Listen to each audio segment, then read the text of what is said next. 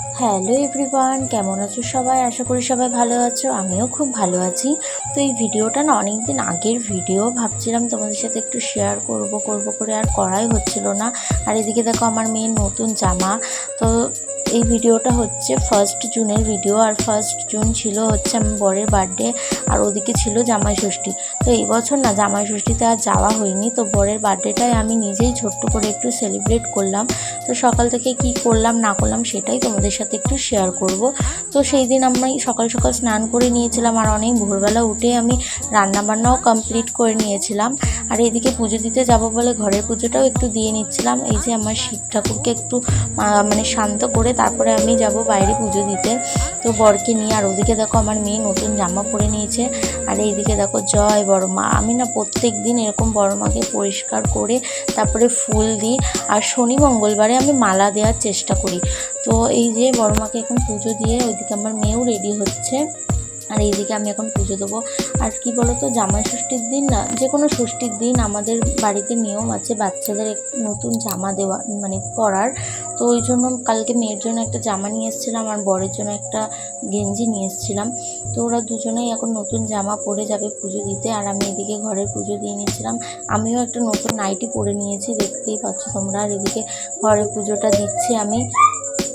তো এই যে আমার মেয়েকে দিয়ে ক্যামেরাটা ধরিয়েছি, তোমরা দেখো, কিন্তু ক্যামেরাটা ভালোই করে দিয়েছে।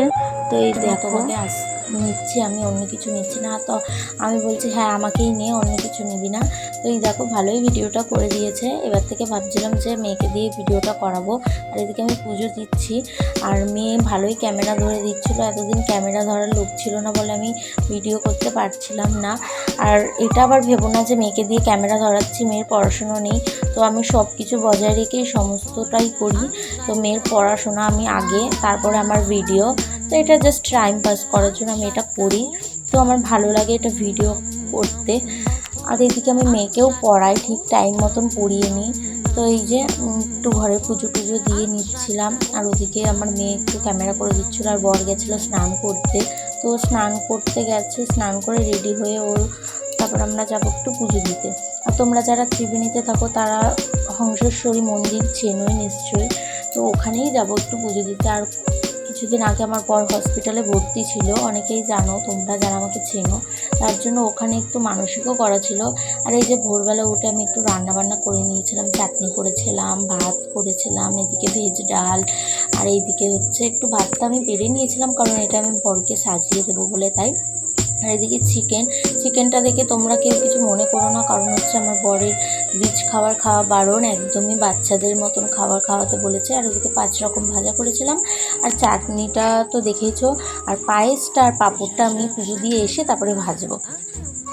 তো ওগুলো পরে করব, তার জন্য এই দেখো আমি এখন বাজে হচ্ছে তো এখন বাজে 10:30। আমি অনেক আগেই উঠেছি, উঠেই সমস্তটা করেছি, নিজে হাতে রান্না করেছি সব কিছু। তো এই যে এখানে আমি এই যে রেডি হয়ে গেছি সিম্পল। তো এখানে রেডি হয়েছি, আর ওদিকে বড় রেডি হয়ে গেছে। তো এখন আমরা যাব হচ্ছে পুজো দিতে। আর এইদিকে দেখো আমি একটা কিছু নিতে ভুলে গেছিলাম, সেটাই নিতে আসলাম। আর এই যে এইদিকে আমার মেয়ে বাইরে রেডি হয়ে দাঁড়িয়ে আছে। এই যে ও না লিপস্টিক আমার থেকে। তো এখন এই যে রেডি হয়ে বেরিয়ে যাবো, ঘর গেটে তালা দেবো। তো চলো বেরোনো যাক। তো এই যে আমাদের বাড়ির সামনে না একটা মায়ের মন্দির আছে, তোমরা যারা আমাকে চেনো তারা জানো। এই যে আমার বাড়ির সামনে একটা রক্ষাকালী মায়ের মন্দির আছে। তো এই যে যাচ্ছি। আর আজকে না প্রচণ্ড পরিমাণে মানে গরম পড়েছিল, আর রোদও ছিল প্রচণ্ড পরিমাণে। অন্য অন্য জায়গায় বৃষ্টি হচ্ছিল, কিন্তু আমাদের এই ত্রিবেণীতে কেন কি জানি বৃষ্টির কোনো নামই নেই। তো এই জামাই ষষ্ঠীর দিন এত গরম। তো যাচ্ছি, এখন জানি না এখন পুজো দিতে পারবো কি পারবো না। তো অনেক দিন আগে গেছিলাম, এখন কখন পুজো হয় না হয় সেটা আমি জানি না। তো এখন বাড়ি থেকে বেরোলাম, তোমরা তো দেখলেই 10:30 বাজে। তো এই যে মন্দিরে চলে এসেছি, এই যে জয় মা হংসেশ্বরী। তো এই যে চলে এসেছি, রোদের জন্য তাকাতেও পাচ্ছি না, ঠিক মতন ভিডিও করতে পারছি না। তো এই যে চলে এসেছি, আমার মেয়ে তো ঢোকার জন্য মানে কি বলবো মন্দিরে। তো এই যে মন্দিরের ভেতরে আমার মেয়ে যাওয়ার জন্য রেডি। তো বলছে মা জুতোগুলো বাইরে রেখে যাবো, চুরি হয়ে যাবে না? তো আমি বলছি না, মায়ের মন্দিরে এসে কোনোদিনও জুতো চুরি হয় না। তো এই যে এখানে চলে আসলাম মন্দিরে। আর আমার বর উপোস ছিল না, উপোস আমি ছিলাম। তো বললো 12টা 20-তে পুজো হবে। তো এই যে বরকে বললাম যে একটু ধূপকাঠিটা মোমবাতিটা তুমি দেখিয়ে দাও। আর এই যে ইনি হচ্ছেন আমাদের চুঁচুড়ো কোর্টের জজ, কোনোদিনও দেখিনি তাই এসেছিলো আজকে। তো এই যে তারপরে চলে আসলাম মিয়ামোড়ে। তো তোমরা সবাই জানো আমি আগে মিয়ামোড়ে কাজ করতাম। তো এখানে আমার একটা ফ্রেন্ড আছে, খুব ভালো ক্লোজ ফ্রেন্ড। তো তার সঙ্গে আগে একটু দেখা করে নিলাম। তো এই দেখো এই যে এখানে ও খাচ্ছিল, তো এসে আমি ওর ভিডিও করেছি। তো আমাকে বললো, তো আমি ওর ভিডিও করছিলাম, ও খাচ্ছিল দেখতেই পাচ্ছ। তো আমাকে বলছে এই তুই এরকমভাবে ভিডিও করলি কেন? তা আমি বললাম চুপ করতো। তো এই যে এখানে আমি কেক পছন্দ করছিলাম। তো লাস্টে আমি কেক নিয়েছি, তোমাদের সাথে লাস্টে শেয়ার করব। তো ওদিকে ও আমার মেয়েকে একটা চিকেন ইন্টারনেট কিনে দিয়েছিল, আমি বারণ করলাম তাও কিনে দিল। তাও আমি তারপরে কেক নিয়ে বাড়ি চলে আসলাম। বাড়ি এসে যে পরকে খাবার সাজিয়ে দিলাম, এসে পায়েসও করলাম। আর পাঁপড়টা ভাজিনি, আমার বর বললো যে পাঁপড় ভাজতে হবে না, আমার শরীরটা ভালো লাগছে না। তো ওই জন্য পাঁপড়টা আর ভাজলাম না। এদিকে বরকে খেতে দিয়ে দিয়েছি আর মেয়েকেও খেতে দিয়েছি। আমার মেয়েরও বায়না হলো মা আমাকে একটু সাজিয়ে দাও, ভালো প্লেটে দাও। তাই বললাম মা তুই এখন এটা খেয়ে নে, আমি রাতে তোকে সাজিয়ে দেবো। তো এই যে আমি বরকে সাজিয়ে দিয়েছি। আর আমার বরের অনেক কিছু খাওয়া বারণ। আর এই যে ফাইনালি এই স্ট্রবেরি কেকটা নিলাম। তো এই যে সবাই মিলে একটু পাশের ভাইরা ছিল, ভাইদেরকে ডাকলাম। পাশে পিসি ছিল, পিসিকে ডাকলাম। তো এই জেঠি ছিল, জেঠিকে ডাকলাম। ডেকে সবাই মিলে একটু ছোট্ট করে একটু সেলিব্রেট করলাম।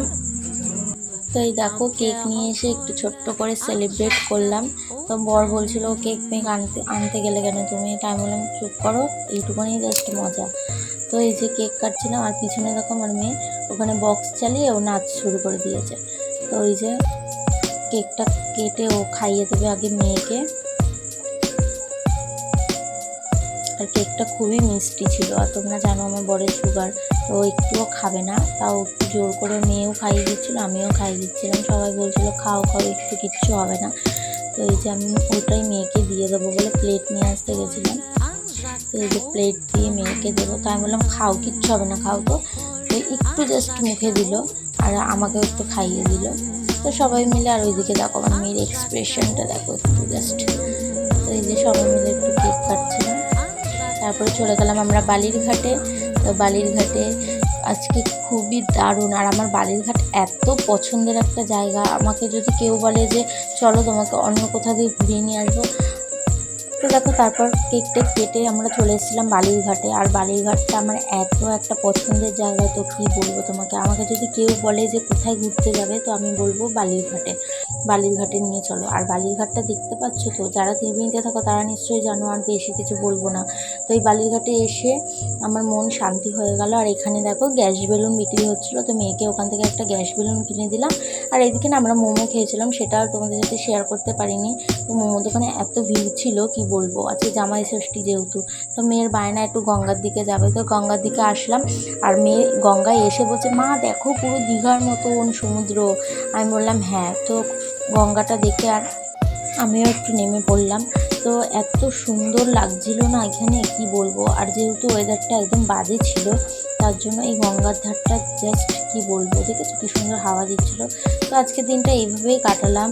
তো আমার ভিডিওটা ভালো লাগলে অবশ্যই লাইক কমেন্ট শেয়ার করে দিও। আর আমাকে আমার ইউটিউব চ্যানেলটা একটু সাবস্ক্রাইব করে দিও। দেখা হচ্ছে অন্য কোনো ভিডিওতে। Bye, tata.